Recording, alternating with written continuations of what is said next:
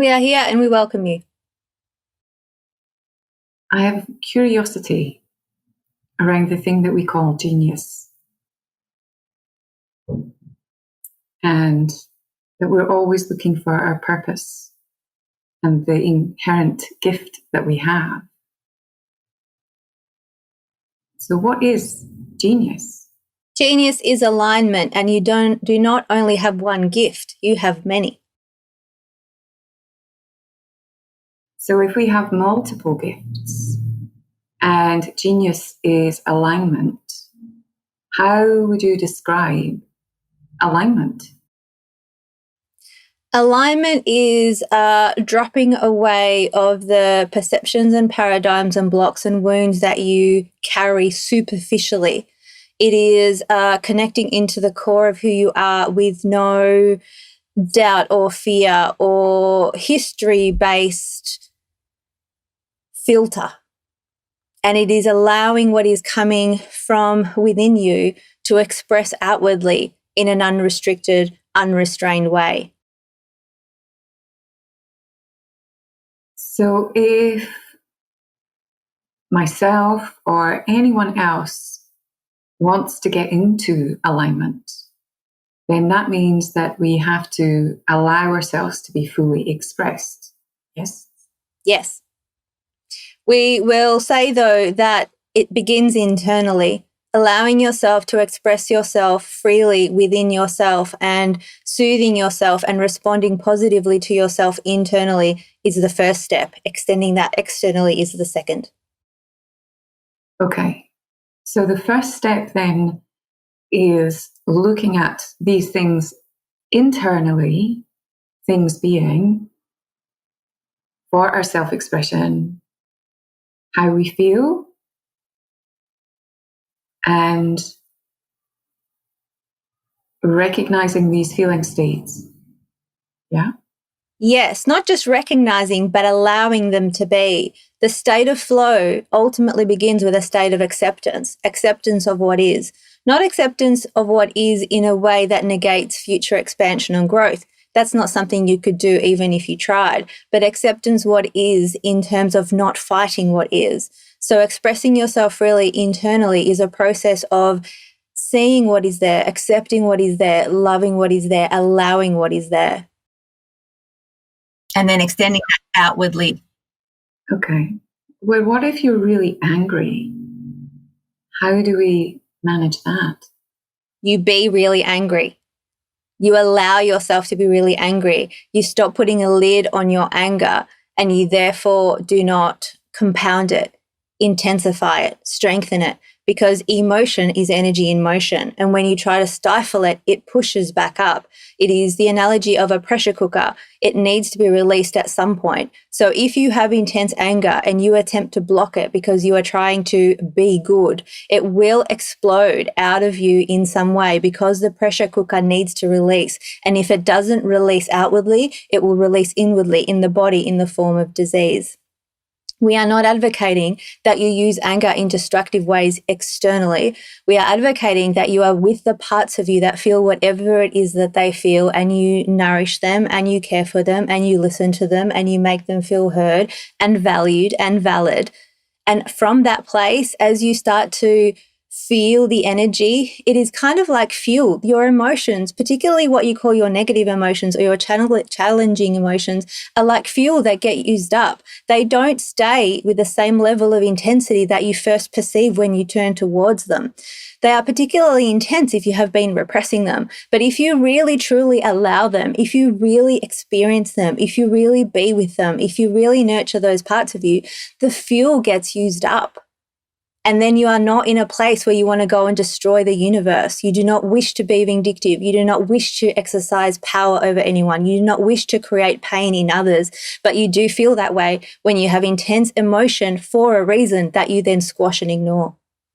Thank you. So the great mystics and ancient seers of the world often spoke of illumination. Is illumination the same as alignment? Illumination conjures the idea of light. So ultimately, it is a matter of interpretation, but generally, you can guide yourself towards what is light inwardly, and that tends to lead you towards alignment rather than away from it.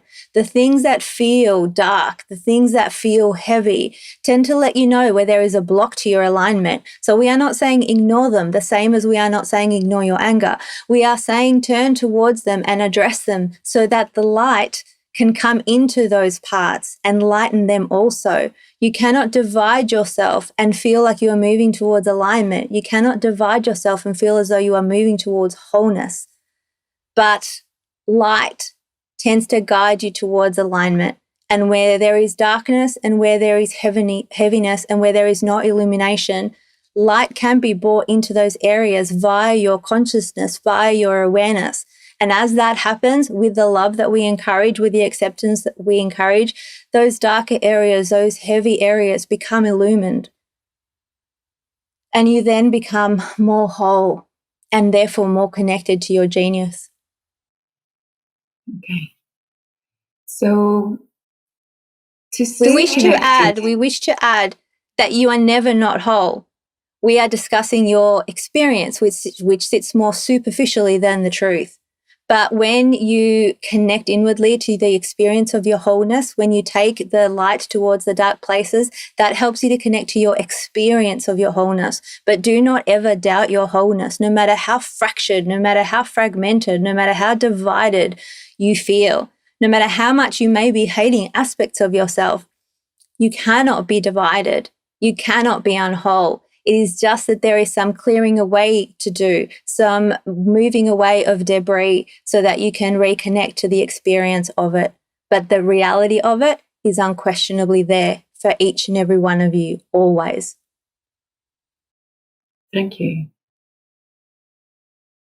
So in relation to genius, alignment, and illumination, and also this understanding that we must be accepting of our emotions and actually be with them so that we can feel them and experience them and move through them. What happens, or why is it that we are so resistant to look at these things and be accepting of what is? Because you have learned to sacrifice aspects of yourself in exchange for the approval of others. You have come to look externally for love, and you have rejected the aspects of yourself that wish to act in ways other than those that would be appreciated by others. You have learned that love is external, and so you reject yourself more, which makes you more addicted to the validation from the outside, which means you reject yourself more, which makes you more addicted to the validation from the outside, which means you reject yourself more. And until you consciously choose to break that cycle, it is a cycle that repeats. But we encourage you to look at young children who expect to have a tantrum and be loved through it. You are love. You are love. You are love. You cannot be anything other than love. But you disconnect from that and you get confused and you feel like you need to behave in particular ways in order to get the approval, i.e. the love from others. But that is not love. That is not the love that you seek. And it is not the love that will ever be able to heal the wound or fill the hole or satisfy the craving in any kind of permanent way. You have become fearful of your negative emotions, and particularly people who are in the spiritual community who have begun to understand the idea of the law of attraction. They wish to not attract negative things to themselves and accidentally believe that feeling negative emotions will create negative encounters or experiences in their lives. But the opposite is in fact true. As you move towards that part of you that needs your attention, and you come not with force, not with making it wrong, not with trying to fix it or make it different, but with acceptance and with love. That is when you find that light within yourself, when you move towards alignment, and you move towards alignment in a much more powerful way than what you ever could when you try and pretend to feel differently than what you actually feel. You have become scared of your negative emotions, and you become much more scared of them the more you repress them. Because when you repress them, like the pressure cooker analogy we used previously, they feel like they are bubbling. They feel like they are a volcano. They feel like they are going to erupt and consume you. And they feel that way more and more the more they are suppressed. So you feel as though you will be consumed by them. You don't want to be consumed by them. And so you decide not to look at them. But we reassure you, we remind you that when you actually turn towards them with that attitude of the acceptance and the love that we are recommending, the first hit of them may be surprising and there may be a lot of intensity to it. But as you feel the emotion, you use up the fuel of them and it begins to dissipate, and the experience is not what you expect. Those of you that have had the experiences, and we guarantee that all of you at some point have, of feeling intense emotion and allowing yourself to feel it in the attitude of acceptance and flow, at the end of a big cry, you feel better. At the end of punching a pillow and actually feeling the feeling and expressing it and moving your own energy, you feel better. You feel, to come back to your analogy, lighter. You are illumined by the releasing and the moving of that heavier, denser energy. And that is why you resist your negative, as you call them, emotions. Thank you. So if our self-expression is about fully experiencing all of our emotions and allowing ourselves to accept what is, how do we know when we're fully expressed?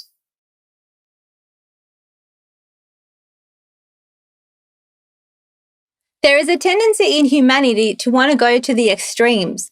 So we would invite you to gradually build your capacity. So rather than going straight for being fully expressed, just aim to express yourself more and more and more, because the subtleties of the expansion that are available to you actually on a practical energetic level mean that there is no limit to it.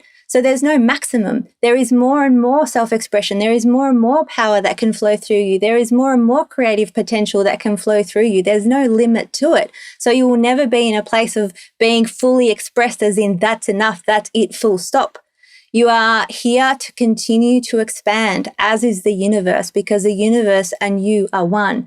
So we would invite you to aim at expressing yourself more and more and more, and you will know by the feeling of it. As you start to know yourself more and more, and you play with this in a conscious way, you will know the difference between expressing yourself more and expressing yourself less. So we would invite you to not consider it in terms of absolutes, but in terms of increased self-expression or decreased self-expression, because you will always be in a flux and in movement and in adjustment and expansion. Okay. That's a really nice way to think about it, because being fully expressed does have a limit on it. There are no limits to who you are. Each and every one of you is capable of so much more than what you can even conceive. But we remind you to not be overwhelmed by the potential. Just move forward slowly, gradually, at the pace that works for you. But we remind you that so much more is available to you. And as you expand and move towards it, it will be fun. So this is the next thing that I wanted to talk about, is bringing fun into alignment. Is it easier to get into alignment and your genius when you're having fun? Yes. Fun and alignment go hand in hand. Alignment feels fun, and fun feels like alignment. Yeah. So we will say more. You have learned to devalue fun. It is usually in contrast to the things that you consider important. We would invite you to inverse that relationship and consider fun and lightness your guidance. It lets you know when the energy is aligned for you. We are not saying be frivolous and forget your responsibilities, because that would not feel light to you. That would not feel illumined to you. But if you start to reprioritize fun, if you reprioritize filling yourself up, having laughter, having joy, you will change your world. Fun is not frivolous. Fun is not optional if you are looking to have a life of illumined enlightenment. I like that. Fun is not frivolous. So if you want to be a conscious creator, fun is compulsory. Right. Not in a way that is in any way binding, because fun and binding don't go together, but it needs to be prioritized. It needs to be valued. It needs to be embraced. It needs to be moved towards, because fun, lightness, and energetic alignment are not separate. So what I heard you say there is that we've probably forgotten how to have fun and enjoy ourselves, particularly when there's a world that feels like it's falling down around us. So if fun is compulsory and a priority, then if we've forgotten how to have fun, what would be the simplest way to move into just the idea of having fun? You haven't forgotten how to have fun. There are moments where you're caught unawares and you break into laughter. That's because that's what's natural to you, and you have not forgotten how to do that. It is just that it has gone way down on the list of your priorities. So all it takes is a reprioritizing. It is a reassessment of yourself and your priorities, and asking of yourself whether or not your actions are being used in support of your values and your priorities or not. You'll find that often you'll fall into patterns where your behaviors and your choices are not aligned with your values, and that generally takes you away from alignment. So if you decide that alignment and therefore fun are of importance to you, just remind yourself of that in a light and playful way. It needs to be light, it needs to be playful. You cannot schedule fun in a responsibility heavy. If I want to create the things that I want, therefore I must make sure I have fun. This is my fun time. I'm having fun now. It can't be not playful. It needs to be joyous and playful. And we keep reminding you to watch children. Watch them and feel them. Feel their energy. Young children, they will play and they will be fully invested and fully involved in that play. You are all capable of that. You are still capable of that, even if you haven't prioritized it for a long time. But do not tell yourself stories that you have forgotten how to have fun. You have deprioritized it, yes, but you have not forgotten it, because it is completely natural to you, the way you sometimes say riding a bike is, and riding a bike is fun. I want to ask something a little bit different now, because I have a horse and I've been working towards building trust with the horse. And that is one of the fun things that I do, is go and hang out with the horse and ride the horse. Sometimes, though, she shows me her emotions and I do my best to pay attention and listen to her. But how will I know if my horse, and I believe that the animal is teaching me things all of the time, but how will I know that she trusts me? You will feel it. You have felt it before. We will begin again. Trust is not something that is earned and then maintained 100% without any wavering. There are moments where she trusts you and there are moments where she doesn't. So you have felt that experience where she hasn't trusted you, and you have felt where she has trusted you. And so all animals, particularly horses, have got an ability to commune with you energetically. You are aware of this. And we sense that you communicate with the horse, not just using verbal and visual cues. You connect energetically. If you free the horse of particular pressures and expectations and you communicate and then you commune, that will create a more open space of trust. Horses, animals, they are so connected, they are so aligned, they are so in tune to so many things, but they also can fall out of alignment too. Whether or not the horse trusts you isn't 100% about you.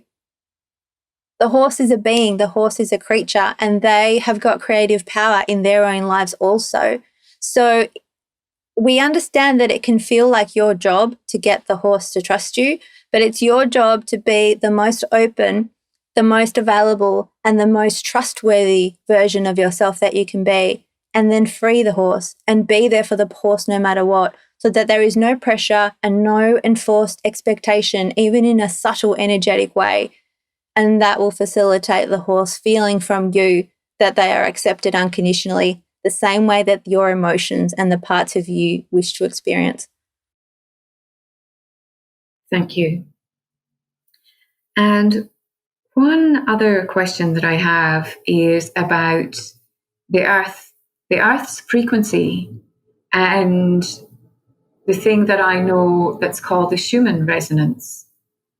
Is this something that we should be in alignment with?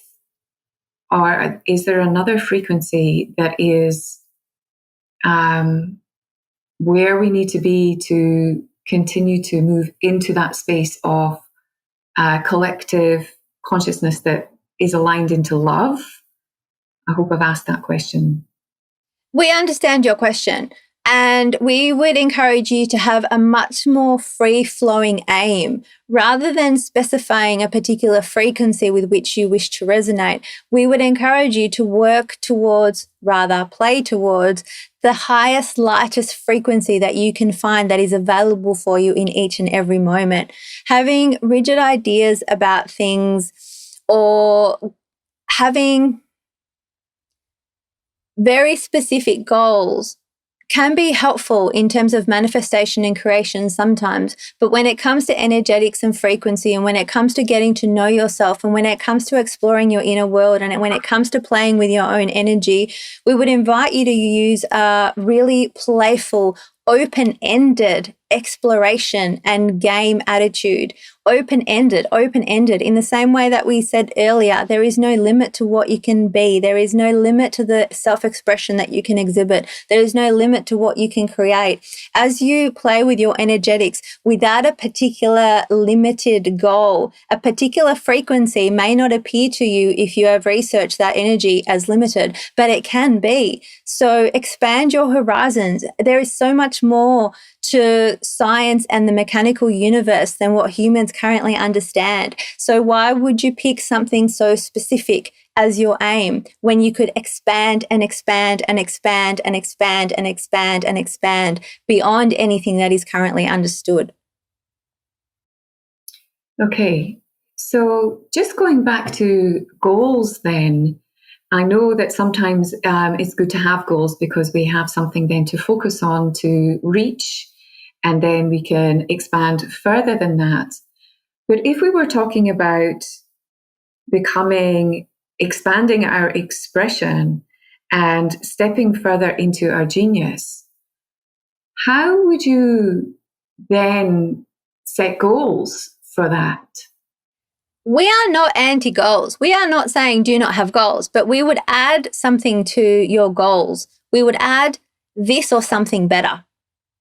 We would add an open-ended clause that allows for miracles, that allows for magic, that allows for more than what you have conceived of, because we guarantee you the universe is capable of creating more than what your mind is able to perceive as possible for you. Much, much, much, much more. So whatever goal planning you do, if it feels aligned for you, fantastic. Follow that. Use goals, but still be open to the possibility, the probability, the likelihood that there is more available to you than what you can even perceive. Because humans, even when you dream big, you tend to have limits. It can be bigger. It can be better. It can be more aligned. It can be more energized. It can be more illumined. It can be more. You can be more. So keep the open-endedness to your goals, and have goals if they feel light. If they feel heavy and like pressure, let them go and be more open-ended. But open-endedness and goals, matching it up, going together and guiding you forward without a limit, that is when your energy expands and when you move towards expansion, which is ultimately all you ever seek. Expansion, connection, expansion, connection. They are the things that are guiding you forward. They are the things that are calling you forward. And they are what is meant for you. They are what you are here to experience for the fun of it, not to fix the planet, not to fix yourself, not to heal humanity. You are here for the lightness and the joy and the fun. And that is why fun is so important. The lightness and the joy and the expansion of you helps, facilitates, supports the lightness and the expansion and the healing of the entire planet, the entire population of the planet and the universe. Healing is not necessary, but as the perceived blocks are being looked at currently, given the situation that the world is finding itself in, it is a word that is helpful. But ultimately, you do not need healing. You need connection. You are seeking connection with the deepest part of yourselves. You feel as though the outside world can give it to you. It can give you lightness, it can give you fun, but it won't ever ultimately satisfy the need unless you satisfy the need first. And when you do, the universe will mirror that back to you. And that is when you can have the miraculous lived experience that you are all seeking and craving. It is possible for you. It is probable for you. There is an inner connection that needs to happen. That is all. That is all. It is not hard. It does not have to be hard. It does not have to be hard. It does not have to be hard. Lightness, joy, love. Ponder those things, contemplate those things, activate those things in you, and then watch your world transform. We love you. We love you. We love you. Go well.